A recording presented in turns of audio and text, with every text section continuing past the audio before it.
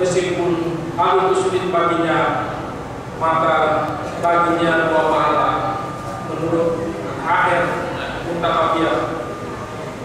Kemudian sabda Nabi dikatakan pada ahli Al-Quran, bacalah, naiklah, dan bacalah dengan takdir, sehingga sebagaimana kamu baca di dunia, karena kedudukannya terletak pada akhir ayat yang kamu baca, ayat Al-Miji.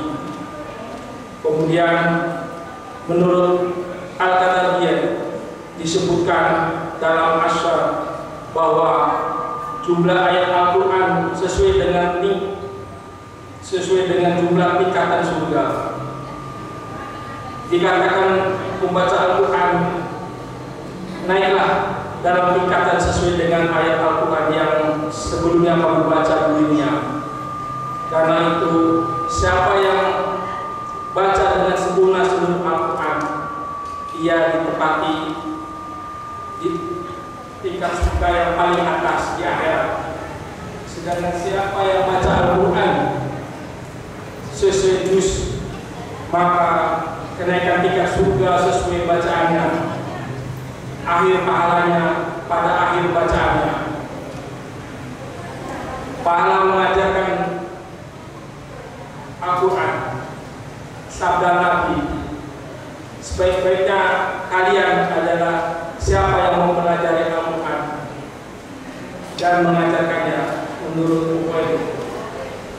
Kemudian pahala membaca Al-Quran, yaitu sabda Nabi, siapa yang membaca satu huruf dari kitabullah Al-Quran, maka baginya satu kebaikan, dan satu kebaikan dibalas dengan 10 kali lipatnya, baik yang membaca itu paham kandungannya ataupun tidak, menurut ayat Al-Miji. Kemudian acaranya ada menurut itu maksud bersabda, barang siapa yang membaca satu huruf Al-Quran, maka ia mendapatkan satu kebaikan, dan satu kebaikan dilipatkan gandakan menjadi 10 kali lipat. Aku tidak mengatakan bahwa alif lam mim itu satu huruf, akan tetapi alif satu huruf, lam satu huruf, nanti aja dan mim yaitu satu huruf. Imam Nawawi berkata, ketahuilah bahwa pendapat yang benar dan terpilih yang menjadi pegangan para ulama bahwa bacaan Al-Quran itu lebih baik dari bacaan tasbih, tahlil dan zikir lainnya. Pendapat tersebut dikuatkan dengan hadis Nabi. Utamaan firman Allah terhadap perkataan di sana adalah bagaikan utamaan Allah terhadap seluruh makhluknya, menurut ayat tadi. Kemudian pahala bagi orang yang anaknya baca Al-Quran.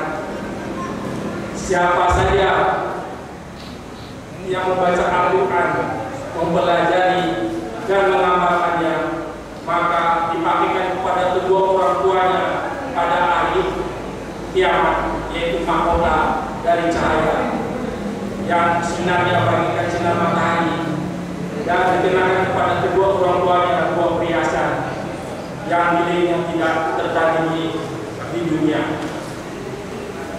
Keduanya pun, yaitu orang tuanya, bertanya-tanya, bagaimana dipastikan kepada kami semuanya itu? Dijawab, karena anakmu telah baca Al-Quran, ayat Al-Fatihah. Kemudian diriwayatkan oleh Abu Dawud, kemudian juga dari Sahal bin Mu'az, bahwa Rasulullah bersabda, barang siapa yang membaca Al-Quran dan mengamalkan isinya, maka pada hari kiamat nanti kedua orang tuanya akan diberi mahkota oleh Allah yang cahayanya melebihi terangnya cahaya matahari di dunia, walaupun matahari itu berada bersama mereka. Kemudian diriwayatkan oleh Aisyah, Rasulullah bersabda,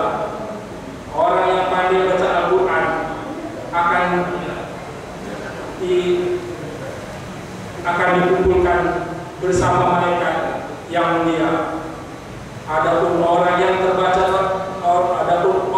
terbata-bata membacanya dan merasa kesulitan, maka baginya dua pahala menurut A.R. Bukhari Muslim.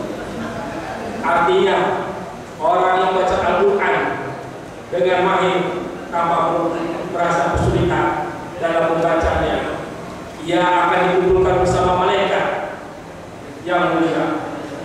Sementara orang yang masih kesulitan membacanya karena keterbatasannya, maka ia akan mendapatkan dua pahala.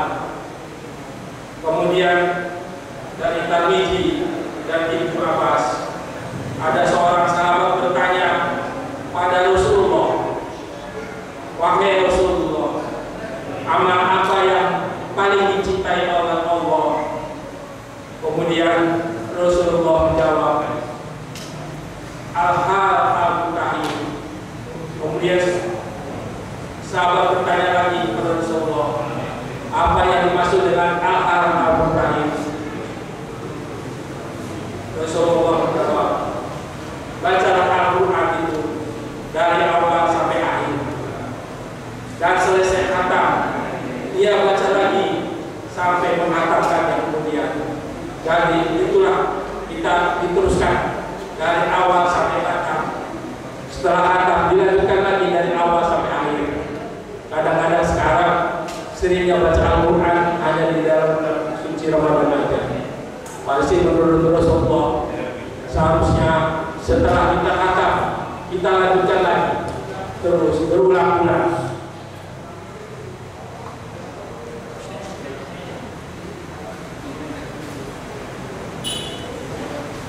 Artinya setelah khatam satu kali, maka ia dibaca kembali untuk menghatamkan lagi demikian seterusnya. Dialah orang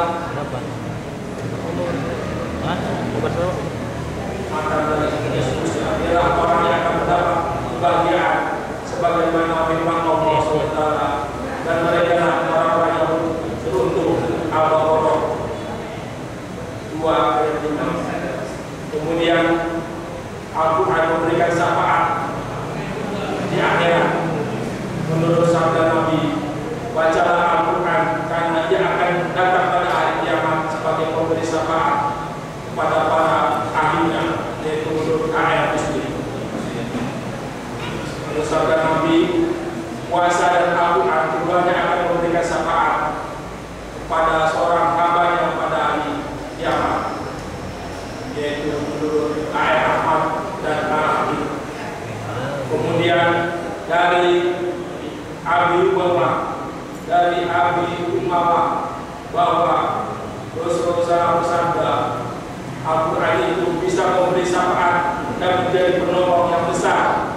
Barang siapa yang menjadikannya sebagai imam, maka ia akan memimpin yang menuju jalan ke surga. Dan barang siapa yang meninggalkannya begitu saja, maka ia akan digiring ke neraka.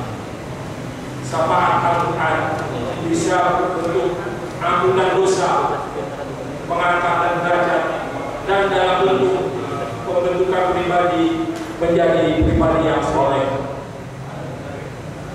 Bentuk pertama dari syafaat Al-Quran dalam hadis yang diriwayatkan oleh Tirmidzi, Abu Dawud dan yang lainnya dari Abu Hurairah. Ada satu surat di dalam Al-Quran di mana 30 ayat pertama jika dibacanya akan memberikan syafaat kepada yang membacanya sehingga Allah mengakuinya, yaitu surat yang masuk adalah surat Al-Mulk. Bentuk kedua dari syafaat Al-Quran dijelaskan dalam hadis hasan yang diriwayatkan Imam Tirmidzi dari Abu Hurairah bahwa Rasulullah SAW bersabda, setelah ahli Al-Quran datang pada hari kiamat, maka Al-Quran berkata, wahai Tuhanku, hiaslah dia, maka dipakaikan kehormatan di atas kepalanya. Kemudian dia berkata lagi, ya Tuhanku, tambahkanlah perhiasan kepadanya, maka dipakaikanlah perhiasan kemuliaan. Kemudian Kemudian Al-Quran berkata lagi, ya Tuhan, ridholah dia, maka Allah memberinya. Kemudian dikatakan kepadanya, baca Al-Quran dan lainnya, maka setiap ayat yang dibaca menjadi sebuah kebaikan untuknya. Pahala bagi orang yang berkumpul untuk membacanya, mengkajinya. Sabda Nabi, telah berkumpul suatu kaum di salah satu rumah Allah Ta'ala, sedangkan mereka membaca kitabnya dan mengkajinya, maka akan dilimpahkan ketenangan, dicurai rahmat, diliputi oleh para malaikat, dan disatu oleh Allah di hadapan para makhluk di sisinya. Ayat Al-Daud. Itulah 10 menit mengenai baca Al-Quran. Mudah-mudahan kita semua dan anak-anak kita agar dididik untuk membaca Al-Quran, karena walaupun kita masih terbata-bata, itu pun sudah dapat pahala, apalagi kita sampai hafal dan mengerti kandungannya.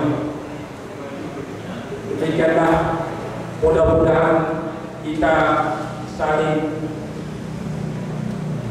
mengisi, walaupun karena menurut kami sampaikan bahwa satu ayat, mudah-mudahan ini bisa bermanfaat.